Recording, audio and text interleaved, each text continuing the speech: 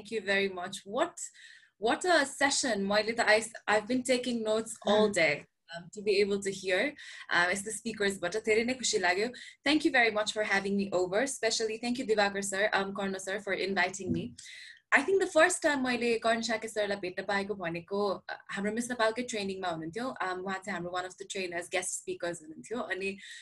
his was the only class that I cried in म चाहिँ कस्तो हुने भने धेरै चोटी हुन्छ नि because we went through a very intensive training for 6 weeks मलाई हत्तपत्त कस्तो हुने भने के कुराहरु आइहाल्दा रोइहाल्ने आफुलाई चाहिँ छिटो हत्तपत्त रुन नआउने के अनि I would look very odd कि हुन्छ नि इमोसन नै छैन कि सबैजना रोइरहेछ आफू त नरुने but it was your class that I remember was the only class that I cried in and I remember the line that I cried in as well. What you had said was जे जति आइपर्ला आठ नछोड्नु छोरी भन्नुभएको थियो कि that was the line that I really teared up on. अनि हुन्छ नि कुनै कुनै moments you take with you for a lifetime, so that was one of those. अनि from that day to today, to be able to speak in front of you and a larger audience of such talented men and women, अनि यो चाहिँ अझ wider audience मा पनि प्रसारण भइरहेको छ विशेष गरी नेपाली युवाहरुकोमा. So this is an honor. It really is.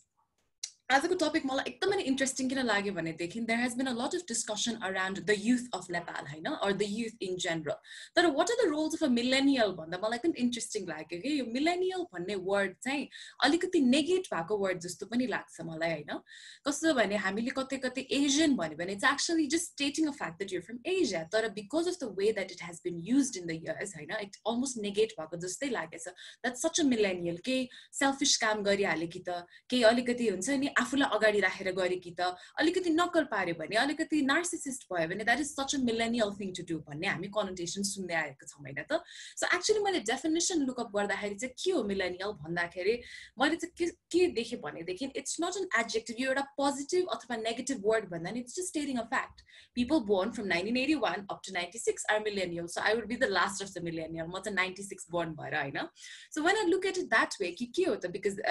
as sir mentioned at the beginning there's baby boomers, then there's Gen Y, Gen X, it confuses me a lot. The millennial भनेको चाहिँ it's mostly people that are reaching young adulthood by the 21st century भनेपछि तपाई हामी भनेको millennial भयो भनेर. So पहिला त्यसलाई एउटा त्यसको नेगेटिभ एस्पेक्ट हटाएर त्यसलाई खाली एउटा फ्याक्ट जसरी हेर्यो भनेदेखि नि हैन चाहिँ it becomes an interesting way to look at it रहेछ. Okay, so millennial भनेको के बुझ्यो? Now their role in social issues. That is even more interesting. What are the traits of a millennial? अहिले तपाईहरुले नै भन्नुभएको धेरै स्पीचेसबाट पनि याद गरे हैन कि usually defining traits चाहिँ हो सुरुमा आउँदाखेरि अलिकति नार्सिसिस्टिक आफुलाई अगाडि राखिहाल्ने अरु भन्दा आफु अगाडि राख्ने in a negative sense भनेर बुझिन्छ भनेदेखि the way I see millennial characteristics is सबभन्दा ठुलो भनेको चाहिँ information age को जस्तो लाग्यो के मलाई. It is the information age because we have so much access to information and the ability भनौं न English speaking मा मात्र होइन जस्तो millennial भन्न साथै हामी किन we sort of associated with the English speaking population, but that's not the case नि. 1981 देखि 1986 सम्म जन्मेका सबैजना त millennial नै हुन्छ. सायद त्यो गाउँमा बसिरहनु भएको सायद English access नभएको दुनियाको कुनै पनि गाउँमा बसिरहनु भएको किन नहोस् तर information access चाहिँ नि even नेपालकै खण्डमा पनि कन्डिसनमा पनि हेर्नुहुन्छ भनेदेखि the mobile phone penetration, internet penetration, Wi-Fi नहोला डाटाको बाट it is huge. So the defining characteristic of the millennial population चाहिँ मलाई लागेको it is the information age and that is where the role really kicks in जस्तो लाग्यो है. We also question a lot हाम्रो characteristics मा चाहिँ millennial characteristics मा जहिले पनि एउटा डिबेट हुने गर्थ्यो घरमा जहिले पनि पूजा गर्दाखेरि मैले किन यो गर्छ मा भनेर सोध्यो भने बाजेले भनेर बाजे नढाउका भनेर भन्नुहुन्छ के हामीले भनेर बाजेले भनेर गरे भनेर. So त्यसलाई चाहिँ हामीले अलिकति च्यालेन्ज गर्छौं because what we also have to realize कि traditionally चाहिँ हामी एकदमै age hierarchy respect गर्ने culture पनि हो हैन नेपालको context मा भन्दाखेरि अनि त्यो पनि again I'm just stating a fact, not a good or a bad thing. कहिलेकाहीँ त्यसले एकदमै पोजिटिभ मा काम गर्न जान्छ भनेदेखि कहिलेकाहीँ when our questions are shut down तब चाहिँ त्यो lack of knowledge को gap चाहिँ बढ्दै गइरहेको हुन्छ. त्यस्तोबाट नै ideas like reconnecting come up. But your questioning characteristics is also a very strong trait of the millennial जस्तो लाग्छ. And information age सँगसँगै we're very much comfortable with digital and social media. So you defining traits let's say millennial like define गर्छ जस्तो लाग्छ. Now what role do we separately play in these social issues? You after the pandemic time, social media updates have been one of the things that has really caught my eye कि social issues अहिले थुप्रै छन् शायद धेरै अगाडिदेखि आएर अहिले बल्झेको पनि होला but there is so much to worry about हैन there are already existing issues हाम्रो fight for equity fight for no violence then there is gender equality and equity then there is abortion rights होला there is the nature to fight for हैन हामी environmental कुराहरु पनि छन् त्यस्तै गरी tolerance को कुराहरु छन् racism को कुरा छ there is a lot of समसामयिक विषयवस्तु भन्छ नि हैन socio economic issues हरु टन्नै नै छन् so what role do we especially play भन्दाखेरि because of that characteristic because we are very comfortable in the information age हैन हामी चाहिँ यो information age मा जन्मेका हुनाले digital media social media सँग comfortable भएको हुनाले हाम्रो रोल चाहिँ साच्चै युनिक छ जस्तो लाग्छ कुनै पनि चीजको बारेमा थाहा पाउन त्यसको बारेमा जानकारी लिन र त्यसको बारेमा ओपिनियन प्रस्तुत गर्न र लेट्स से सल्युशन्स प्रस्तुत गर्न पनि हामी एकदमै नै यसलाई एउटा छिट्टो एक्सेलरेटेड वेमा गर्ने हामीसँग क्यापेसिटी छ because we live in an information age because of this हैन त हामीसँग मोबाइल फोन र इन्टरनेटको एक्सेस भएकोले that is why I think the role is very very special now role of millennial girls it's also interesting किन लाग्छ भनेदेखि most likely millennial girls would have been raised by baby boomers हैन हामी अहिले जुन चाहिँ millennial भन्छौं कि अहिले अब as of 2020 मलाई लागेसम्म म 24 वर्ष भनेपछि 39 the oldest millennial would be 39 अनि त्यसपछि the youngest millennial would be 24 हैन हाम्रो आमा बुवाहरु भनेको चाहिँ baby boomer generation बाट आउनु भएको हुनाले especially for girls the way that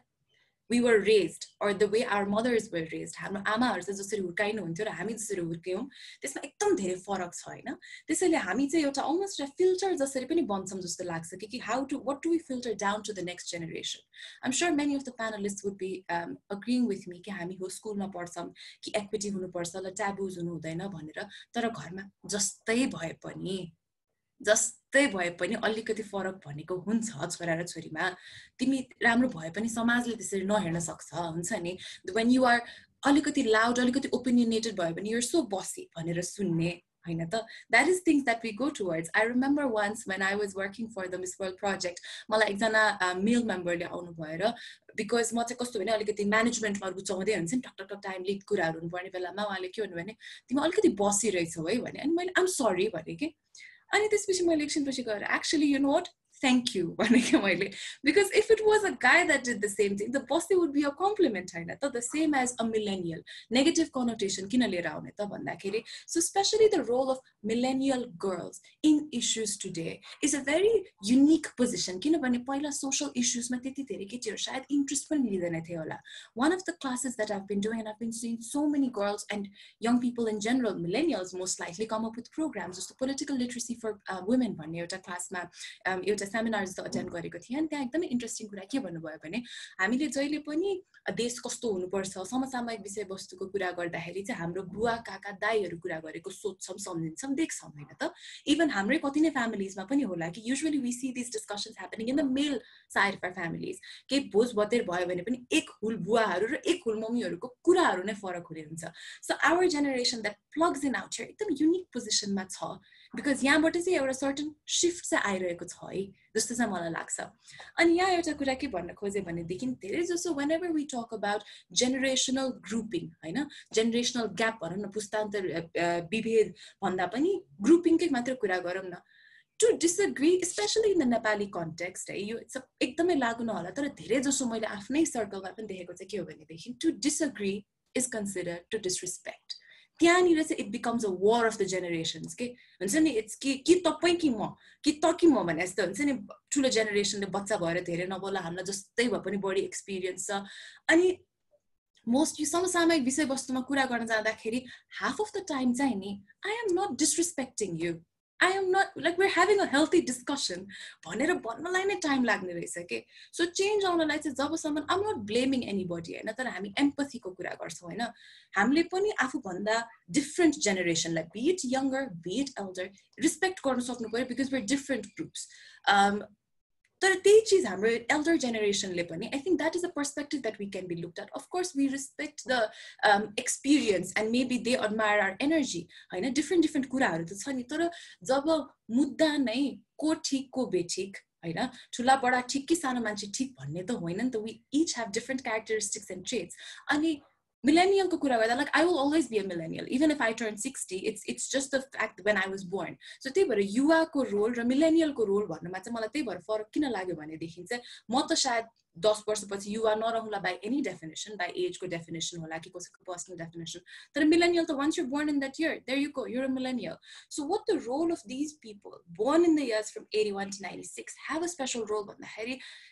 the information age that we're growing in जुन चाहिँ digital capacity हामीसँग छ त्यसले चाहिँ एउटा एकदमै नै unique बाटो दिन्छ to know about issues happening everywhere to form an opinion after learning हैन त्यसको बारेमा आफूले सिकाउने र त्यसपछि solutions present गर्ने र collaborate गर्ने अनि I think जति पनि अघि Jacinda Ardern को पनि example दिनु भयो हैन many millennial leaders मा चाहिँ के पनि लाग्छ भनेदेखि एउटा interesting thing to think about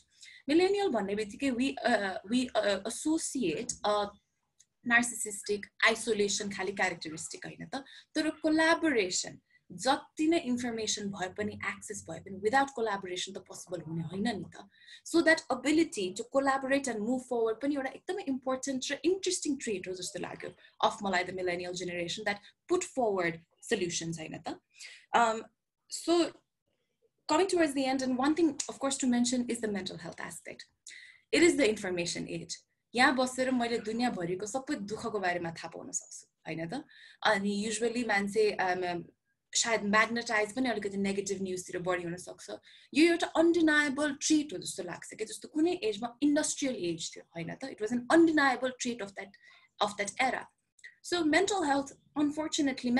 issues unfortunately is a defining trait of our generation because तपाईं सोच्नुस् हैन यतै बसेर तपाईले दुनिया भरमा भएको अहिले इन्स्टाग्राम खोल्यो भने there's Yemen there's नेपालमा भइरहेको कुराहरु there's जातीय विभेद there's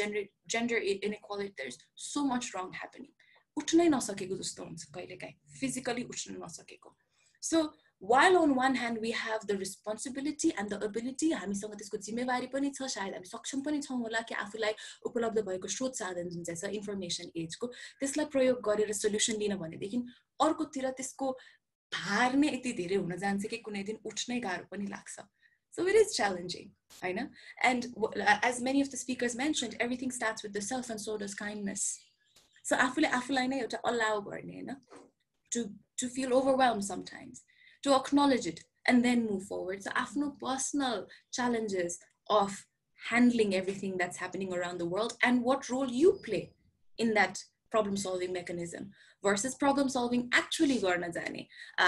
it is an interesting spot we're in but यसलाई चाहिँ हामीले एउटा opportunity को रूपमा चाहिँ हेर्दाखेरि it's a very interesting take positivity एउटा switch होइन जुन चाहिँ on गर्न साथै हुँदैन त्यसमाथि different people have different characteristics मैले यहाँको बुक पनि पढेको पनि छु I think यतै माथि पनि छ सोच भनेर it is because for some people positivity comes quite naturally कुरा भयो they're easy to let go I call those people lucky किनभने म चाहिँ I'm one of those people कि जसलाई चाहिँ effort लाग्छ के positive हुनको लागि अनि शायद म जस्तो पनि धेरै जना हुनुहुन्छ होला तर we've got to be there for each other नि अहिले मैले ज्ञान बाँडिरा जस्तो लाग्छ होला हैन कुनै दिन मलाई यहाँहरुले त्यही चीज सिकाउनु पर्ने हुन्छ कुनै दिन I will reach out to a friend and someday I will be the friend so all in all the millennial generation is a very interesting one हामीले सुन्दै आएको selfie loving हुन्छ नि हैन एकदमै धेरै narcissistic self centered people मात्र नभएर we're actually in a place and जुन चाहिँ recent activities ले देखाएको छ not just in Nepal but globally of how we are willing to utilize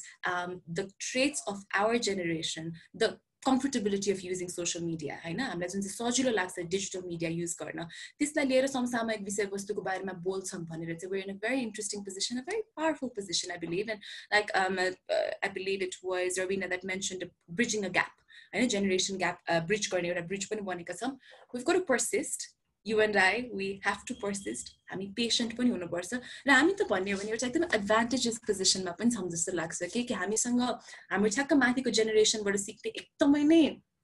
traditional values what worked for them भनेर छ भने देखिन हामीले आफ्नो younger siblings बाट होला कति जनाको kids बाट होला हामीसँग we've got the best of both worlds to utilize problem solving र अहिलेको हाम्रो problems मा धेरै aspects younger, newer problems and older problems. Let's say newer problems, now we might be talking about vast technological advancements. At the same day, we have to fight some really traditional taboos as well. So because हाम्रो प्रब्लम्समा चाहिँ हिजोको कुरा पनि छ, भोलिको कुरा पनि छ, हैन? So हामी चाहिँ एउटा एकदम इन्ट्रेस्टिङ, एकदम पावरफुल पोजिसनमा चाहिँ छौं, especially as girls, because many socio-economic issues revolve around girls. So our role is definitely very much unique. Let's leverage the tech that we have. Let's leverage हामीले त्यसको सदुपयोग गरौँ आफ्नो जेनेरेसनसँग भएको, let's say हतियार नै भनौँ न, हैन, टुल्सलाई let's leverage it. And when we have think tanks like this, when we have samuhas like this, one step at a time, we're definitely getting towards a stronger future where we're solving one problems at a time. I'm so thrilled to be part of this discussion. And I look forward to hearing more and answering more questions and interacting with you all. Thank you.